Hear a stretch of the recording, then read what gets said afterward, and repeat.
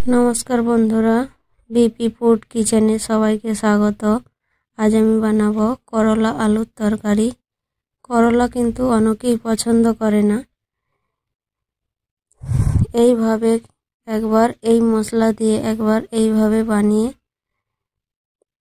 দেখবেন, ছোট থেকে বড় সবাই কিন্তু করলা খেতে পছন্দ করবে। তো বাড়িতে একবার অবশ্যই বানিয়ে ট্রাই করবেন। পুরো ভিডিওটা দেখার জন্য অনুরোধ রইল। তো চলুন শুরু করি। এখানে আমি কড়াই বসিয়ে সরষের তেল দিয়ে দিয়েছি। তেলটা ভালো করে গরম করে নেব। এবারে এখানে আমি দুটো বড় সাইজের করলা নিয়েছিলাম। এইভাবে লম্বা লম্বা কেটে ধুয়ে জলটা ঝরিয়ে নিয়েছিলাম। এবারে আমি এখানে কড়াই দিয়ে দিয়েছি।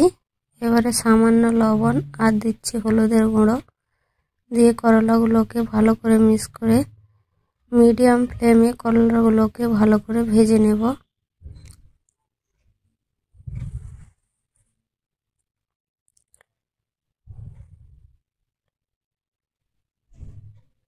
করলা ভাজা আমার কিন্তু প্রায় হয়ে গিয়েছে। দেখুন, করলাগুলোকে এইভাবে একটু কড়া করে ভেজে নিয়েছি। যত ভালো করে করলা ভাজা হবে তিতো কিন্তু ততই কম লাগবে। করলা কিন্তু ভাজা হয়ে গেছে, আমি উঠিয়ে নেব। ওই তেলেই দিয়ে দিচ্ছি এবারে আলু। এখানে আমি 3টে বড় সাইজের আলুকে এভাবে লম্বা লম্বা করে কেটে নিয়েছি। এবারে আলুগুলোকে আমি লবণ আর হলদি দেব না, তেলেতে যে লবণ হলদি আছে ওতে দিয়েই আমি আলুগুলোকে ভালো করে ভেজে নেব।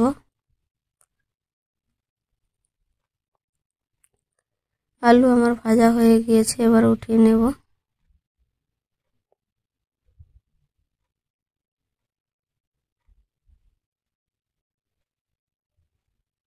আপনারা চাইলে আলুগুলো না ভেজে সিদ্ধও করে নিতে পারেন।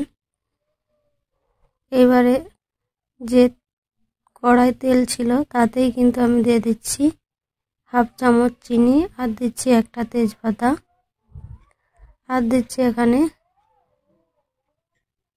5 ফোড়ন। সবগুলো একটু লাল হয়ে গেলে এবারে দিয়ে দেব আমি টমেটো কুচি।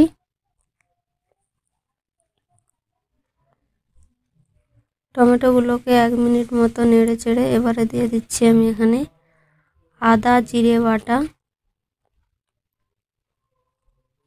এখানে আমি সরষে বাটা দেব না, আদা জিরে বাটা দিয়েই আমি রান্নাটা পুরো করব। আদা জিরে বাটাটাকে একটু তেলের মধ্যে নেড়ে চেড়ে দিয়ে এবারে দিয়ে দেবো জল।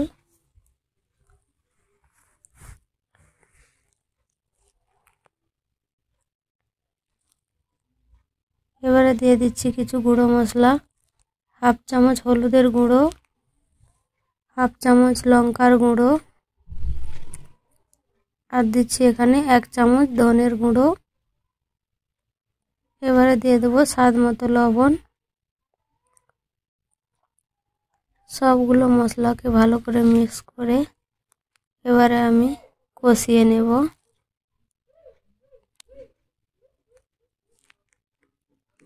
তেল ছেড়ে যাওয়া পর্যন্ত মশলাটা আমার কষানো হয়ে গিয়েছে।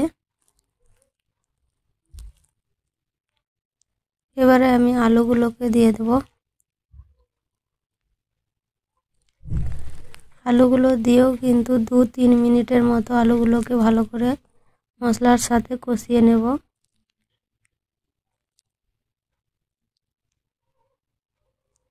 আলু আমার কষানো হয়ে গিয়েছে, দেখুন এইভাবে। এবারে আমি দিয়ে দিচ্ছি জল। ঝোলটা আমি এখানে বেশি রাখবো একটু, তাই আমি জলের পরিমাণ বেশি দিয়েছি।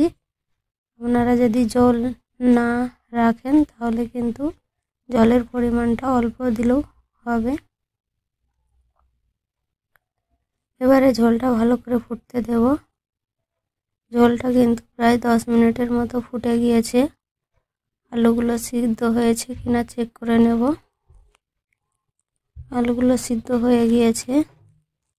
এবারে এখানে দিয়ে দেবো ভেজে রাখা করলা।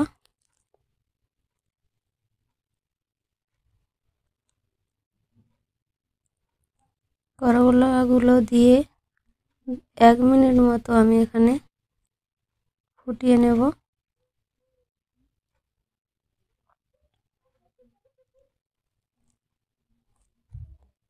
এবারে দিয়ে দেব ধনেপাতা কুচি। সবগুলোকে ভালো করে মিক্স করে নিয়ে আরো 2 মিনিটের মতো ফুটতে দেব।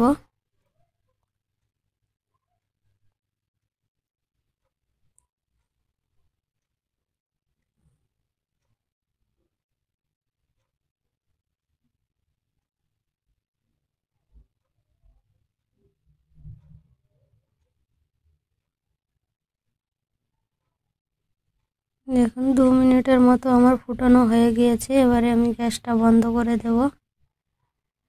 এই রকম ভাবে একবার আপনারা বাড়িতে অবশ্যই বানিয়ে দেখবেন।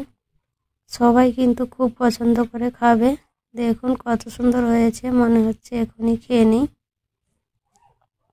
ভিডিওটি যদি ভালো লাগে তাহলে অবশ্যই লাইক এবং শেয়ার করবেন। চ্যানেলটিকে অবশ্যই সাবস্ক্রাইব করে নেবেন। পাশের বেল আইকনটা টিপে নেবেন নতুন নতুন ভিডিও পাওয়ার জন্য। ভিডিওটি দেখার জন্য থ্যাংক ইউ।